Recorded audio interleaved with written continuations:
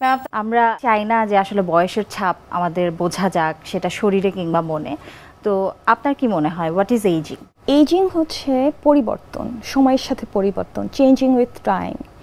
আমরা যখন বয়স বাড়তে থাকে আমাদের সময়ের সাথে, তখন আমাদের যে পরিবর্তনগুলো আসে আমাদের শারীরিকভাবে, মানসিকভাবে, আমরা যদি মেডিকেল টার্মে বলি ফিজিওলজিক্যাল, বায়োলজিক্যাল, এই পরিবর্তনের ফলে কিন্তু আমাদের একটা কর্মশক্তি কমে আসে, আমাদের বডির যে অর্গানগুলো আছে তাদের পারফরমেন্সও কমে আসে। এবং এই যে কমে আসছে, এই এজ রিলেটেড যে অ্যাপিয়ারেন্সগুলো আছে এগুলো কিন্তু একটু একটু করে দৃশ্যমান হয়, সেটি হচ্ছে এইজিং। আর এই এইজিং তো অবশ্যই নির্ভর করবে প্রথমেই বয়স, সময়, এরপরে আমাদের লাইফস্টাইল, আমরা কোন ধরনের এনভায়রনমেন্টে আছি, জেনেটিক, এই সকল কিছুই। কিন্তু আমি পরিশেষে বলতে চাই যে it's a natural and beautiful process.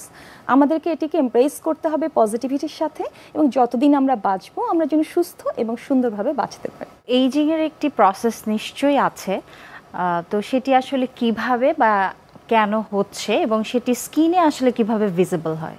আমরা যদি প্রতি দশকের কথা ভাবি, যে 20-এ, 30-এ, 40-এ, 50-এ, এভরি ডিকেইডে আমাদের যে পরিবর্তনগুলো আসে, প্রতিটি পরিবর্তনই কিন্তু ইউনিক।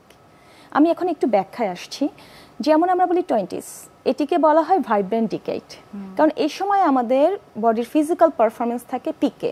শুধু সেটি না, আমাদের ইমিউনিটি অর্থাৎ রোগ প্রতিরোধ ক্ষমতা, আমাদের মেটাবলিজম, আমাদের বিউটি, আমাদের স্কিনের যে স্ট্রাকচার, হেয়ার, সব কিছু থাকে পিক লেভেলে। সে কারণেই এটিকে বলা হয় প্রাণবন্ত বিষ। এই সময়ে যে কোনো কিছুই আসলে সেরকম কমতে থাকে না, অতটা কমতে থাকে না দেখে আমাদের কাছে কিন্তু পেশেন্টরা অ্যান্টি এইজিং কোনো ট্রিটমেন্টের প্রোটোকল নিয়ে আসে না।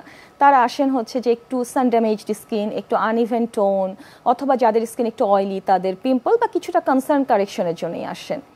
কিন্তু এর পরের দশক যখন 20 থেকে আমরা 30-এর দিকে যাই, 30-এর পরবর্তীতে আমাদের এই যে বলুন মেটাবলিজম স্লো হতে থাকে, আমাদের যে পারফরমেন্স সেটিও কমতে থাকে, এবং আমাদের স্কিনের যে কোলাজেন, বিউটি ফ্যাক্টর, ইলাস্টিসিটি, এগুলো কিন্তু একটু একটু করে ডিক্লাইন হতে থাকে। তো এর ফলে দেখা যায় কি একটু একটু করে যে সাইনগুলো ভিজিবল হয়, যে চোখের পাশে হয়তো একটু কুচকিয়ে যাচ্ছে, কপালে একটু বড়িলেখা হলেও হতে পারে, আমাদের এক্সপ্রেশন মার্কস তখন দেখা দেয়, যে স্মাইল লাইনটাও মনে হয় যে একটু একটু আমরা বুঝতে পারি আয়নার সামনে দাঁড়ালে। এবং মেটাবলিজম যেহেতু স্লো হচ্ছে, আমাদের ওয়েট গেইনটাও তখন একটু হতে থাকে। মানে আমি যদি ফিটনেস ট্রেনিংটা ঠিকমতো মেনটেন না করি, রুটিনটা ফলো না করি, আমার কিন্তু তখন ওজন বৃদ্ধির দিকে যেতে থাকে। বোনস এবং মাসেল যেটি বলা হয় 20-এ যেটি ছিল একেবারে ইনট্যাক্ট, সেটিরও ডেন্সিটি কমতে থাকে, মাসও আমাদের মাসেল মাসও কিন্তু উইক হতে থাকে। আর যদি কেউ প্রেগনেন্ট থাকে, প্রেগনেন্সি পিরিয়ড পার করেন, পরবর্তী যে সিমটমগুলো বা সিনড্রোমগুলো দেখা দেয়, সিমটমগুলো যেমন স্ট্রেচ মার্ক বা ওজন বৃদ্ধি, হেয়ার লস। আর 30 থেকে যখন 40-এর দিকে আমরা যাই, তখন মাসেল মাস বলুন, বোন ডেন্সিটি বলুন, বেশ ভালোই মানে স্পিড আপে কমতে থাকে, এবং সেই সাথে তখন আমাদের ভলিউম লস হতে থাকে। দেখা যায় যে একটু চিক বোন ড্রুপিং দেখা দিচ্ছে, আমাদের যে স্মাইল লাইন সেটি একটু করে প্রমিনেন্ট হচ্ছে, আর আমাদের যে এক্সপ্রেশন মার্কস যেগুলো শুধু এক্সপ্রেশনই আসতো সেগুলো কিন্তু একটু স্থায়ী হচ্ছে, মানে স্ট্যাটিক হচ্ছে।